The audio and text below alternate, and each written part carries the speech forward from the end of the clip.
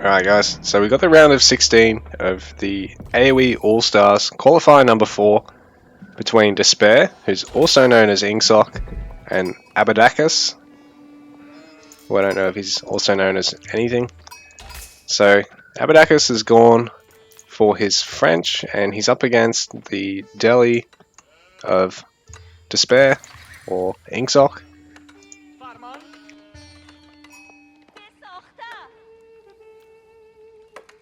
They're already going for the berries, which do gather at a bonus speed, and on top of that have extra capacity for the Delhi player. He's skipping his herds and he can't take hunts, I don't think.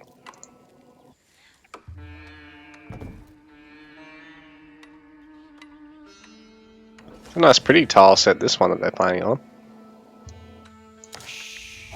But I believe this is just on Arabia. Yeah, this is just dry Arabia, but it's a really nice tile set.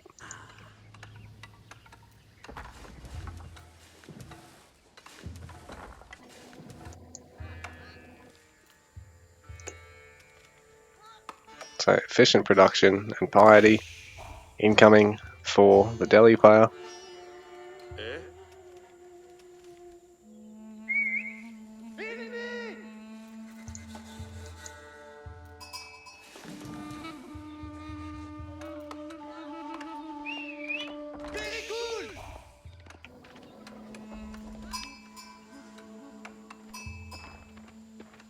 The Delhi being Delhi, you got your free upgrades, but they do take as a base 3 times as long to train as they do for the other civs. So you reduce that by having your mosques, garrison scholars.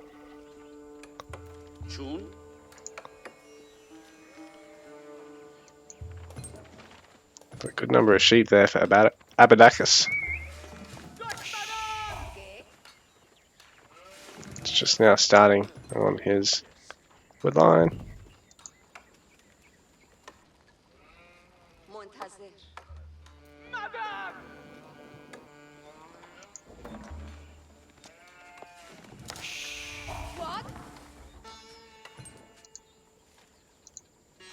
DesPaiR also just starting his wood line. The villager's hidden at the back there. Thought it was just automatically building there for a sec. Thought, oh, that's a nice cheat.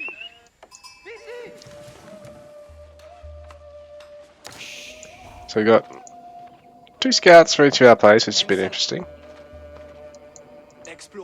Maybe against Ellie it's a good idea to go for him. I don't know. But both our players are going for 2 scouts in this matchup.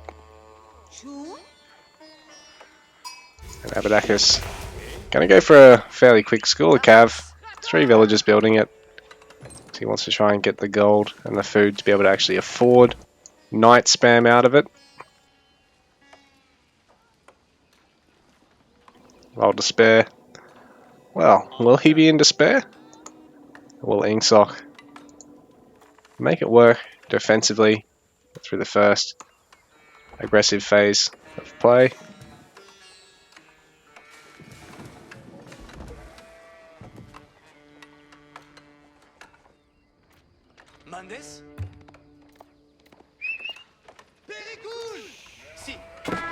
So Abadacus is going to try and have got the workers, but they're the wrong side of the gold mine for him to do so, so he's got to back out with the scout. And there's already a scout there to defend for ingsoc anyway.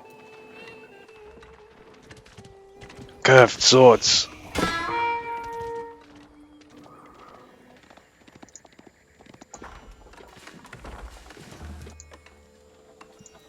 So Dame of the Faith coming in, 4 villagers building that versus only 3 for the School of Cav, so it should actually finish up pretty much the same time, I think.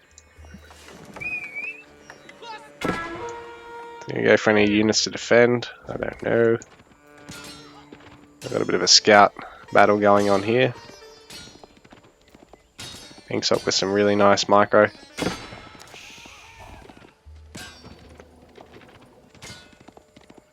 Wow, he's done a really good job with the micro there. Really turning around that fight. Abadacus running back with his tail between his legs, but he knows he's going to have a cavalry advantage kicking in very soon. But DesPaiR, in response, is going to go for a barracks. Well, Dome of the Faith's just going to let him be able to produce scholars, so he can look at taking fairly early Sacred Site control.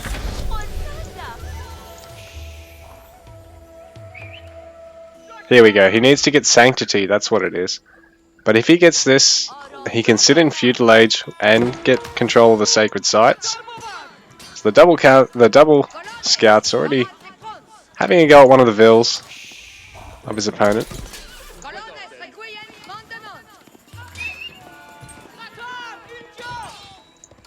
There's a Knight inbound. So these guys aren't going to be able to stick around because he's going to be able to waste them. But if he can't hit them in charge, they are still gonna have to get out of there. They only do 1 damage at a time to him.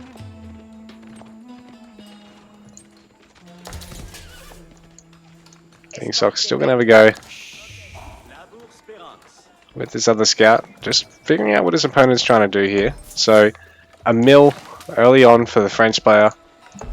Ooh, very rough to go for, because I mean, even though you are going to get wheelbarrow out of it, I mean, if you manage to get on one of the hunts instead, considering you've got the knights, you've got map control early, so you might as well, if you are going to go for an early mill, you might as well just go for the hunts as French.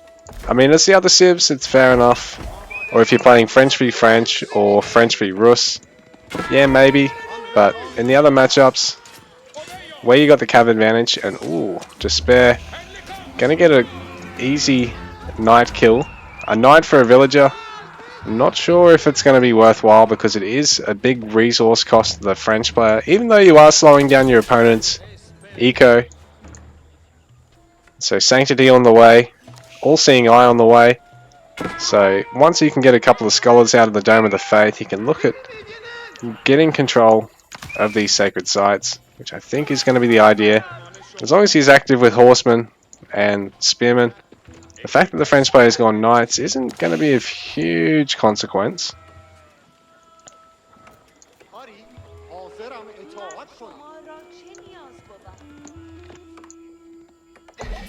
Here we go, so Abadacus is going to go for the hunt now.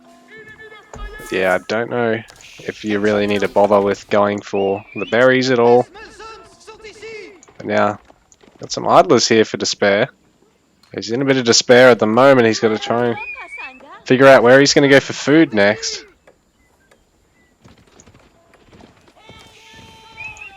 Meanwhile, Abadacus might be able to get a Vill here. He's going to be able to get a Vill. And the Scout's tanking there is sort of good because, I mean, even though it does mean he bleeds the Scout and they will heal up, and the Knights will eventually heal up, it does leave him with the damage of the Knights to try and snipe another Vill or two. Meanwhile, over here, there is a single horseman chipping away at these villages of Abadacus, so DesPaiR, having got a Vill kill, going to be able to get that horseman out of there in time as well. But Abadacus really needs to get a bit of value here, but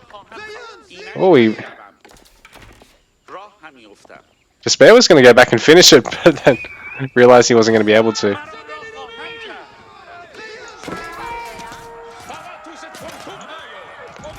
But with the spears there, he should be right to do this, and a single villager can go back and build that wall now. But over here, the lancers, the horsemen, proving to be a big pest for the French player. Man, getting cavalry raids off against a French player in the early game is like, fuck yeah, man. I'm countering you with your own style. Eat that, motherfucker. Ooh, this is very risky doing this with only a single horseman to defend them. Because, I mean, the French player manages to catch him. But, I mean, I guess because he knows he's got the horseman out, he's keeping him busy elsewhere on the map.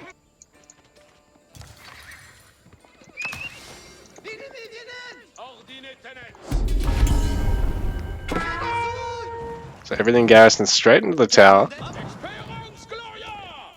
And DesPaiR instantly focusing the low knight because he thinks, oh, I might even be able to get him. And Abadacus shouldn't have stuck around that long because the single horseman might even be able to get this knight before the scout picks him off. So it looks like Abadacus has managed to defend over here well enough, but he's lost a couple of vills for his trouble. Oh, the horseman is going to get the attack off. A horseman chasing a knight and a scout. Something to see, isn't it? Oh, so a bit of a misplay there for Abadacus, taking too long to turn around. So DesPaiR trades a horseman for a knight.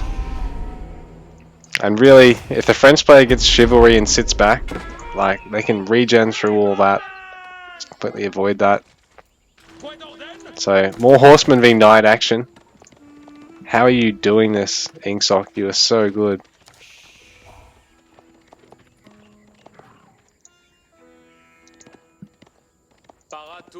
Abadacus should have more knights than this, I think, at this point.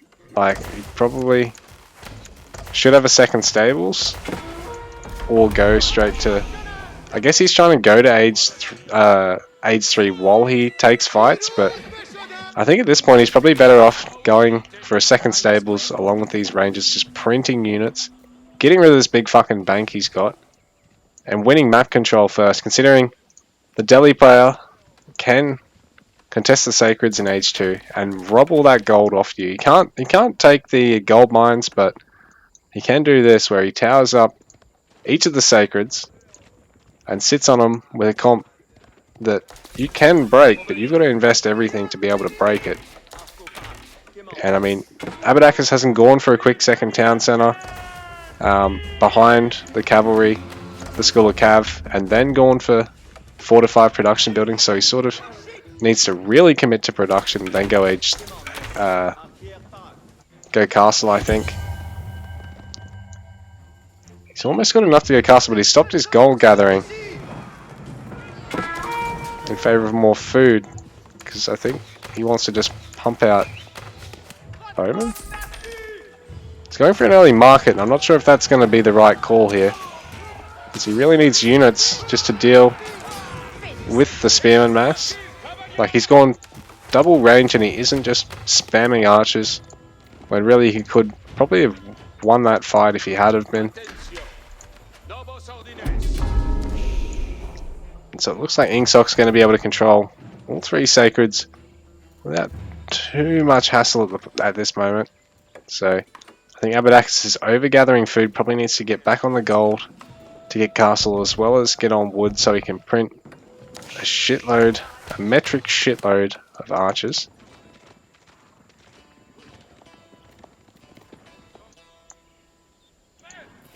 As opposed to an imperial shitload, which is probably a bit too many, because he is going to still need to eventually go to age 3 and field an age 3 army. So the guild hall, not a bad choice. I think this is a good choice. But DesPaiR is already fit in age 3, so he's going to look at pinching all the relics around the map. And even if you do rob back the sacreds now, you're at a relic disadvantage and you need to push. You need to probably have leveraged an early second town center.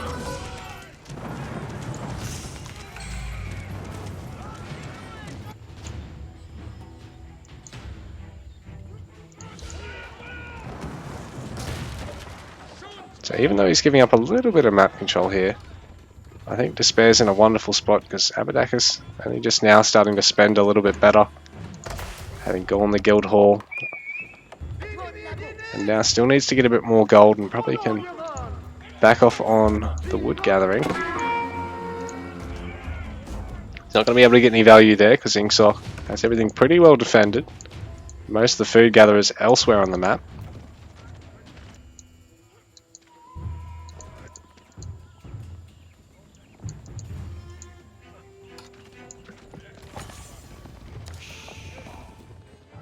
I do like this because it means Abadacus is going to be able to deny a sacred victory. But at the same time, I think he needs to be a little bit more active and try and harass these berries gatherers, because now DesPaiR can play this completely passively and just sort of rely on this small macro advantage that he's got himself to cram out a bunch of tower rallies. But they are going to be super expensive, so he's going to need to get some more gold gatherers. Well, actually, he's going to go for stone. Both our players are going to go for stone, so I wonder if it's going to be just to invest in spring order placements, or if it's also going to be to invest in maybe a keep or town centers. ingsoc going to try and mount a push. He's got plenty of front line here for the pair of tower rallies, and I don't know if Abadacus has enough units or upgrades to really be able to take this fight. He doesn't really have the ranged upgrades that you see the high level players cram out against one another. So no iron under mesh, which is going to be very useful against the tower rallies. On top of that, they've got a nice melee attack against buildings.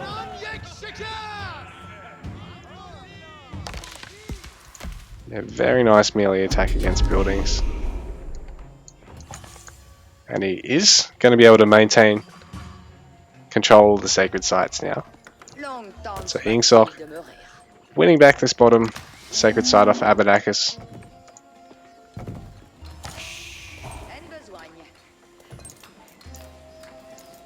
Populations aren't really too different at the moment. So Abadacus doing not badly to keep up on that front for now, but I think his army composition is inferior because he's got out a whole bunch of bowmen now, but really he probably needs arbs, I think.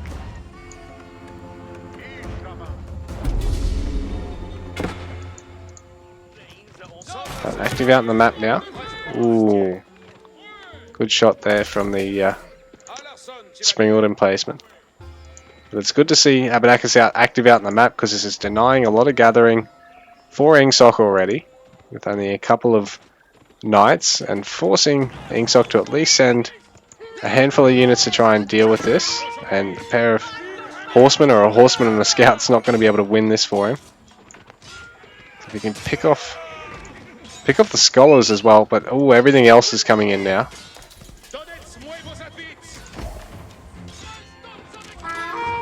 Ooh, is he going to be able to pick off that?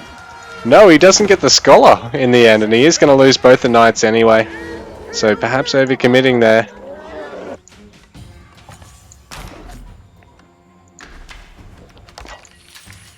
Just testing the springald out. Man, springald shots in this game are something else.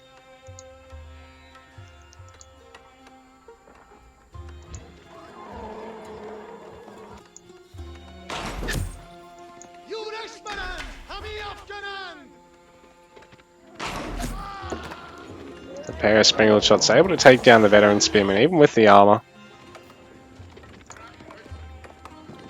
But Abadacus needs to do well to try and fight under outposts if he can. Even if you're not English, it's still a good idea to make use of static defense and just how cost effective it will be over the course of a fight when you've got something that tanky and with that much damage that your opponent's not really going to try and focus down, that doesn't take any population.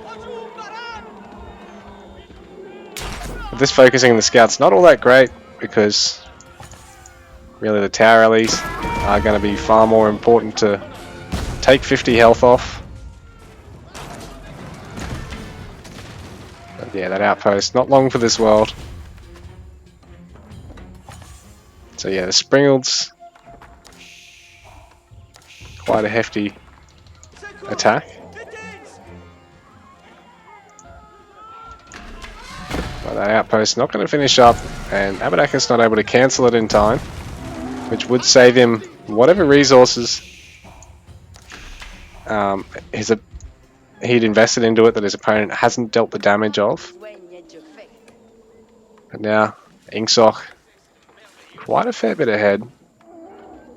He should be right just to push Abadacus, who doesn't really seem to have a lot of an army at the moment. He's got everything all sort of spread out at the moment, so if he gets engaged upon and isn't smart about this, he could lose everything for free. So he's going to bring everything together. ingsoc going to try and take down the School of Cav and put the pressure on DesPaiR. Put the pressure on Abadacus. So DesPaiR able to take down a couple of the knights as they come in. This is really rough for Abadacus. Has he got enough to defend here? I don't know if he does. Looks like DesPaiR might have him on the ropes here because that's an impressive number of tower rallies. These things are worth 1,000 resources each, guys. Like, how do you fucking deal with that? So, wow. The elephants are on the march. Abadacus, I don't know if he's going to be able to hold on here. There's almost no army left for him. It's about as many tower rallies as there is bowmen, and you're talking about 1,000 resource unit versus 80 resource unit. GG is called. ingsoc goes through to the round of 8.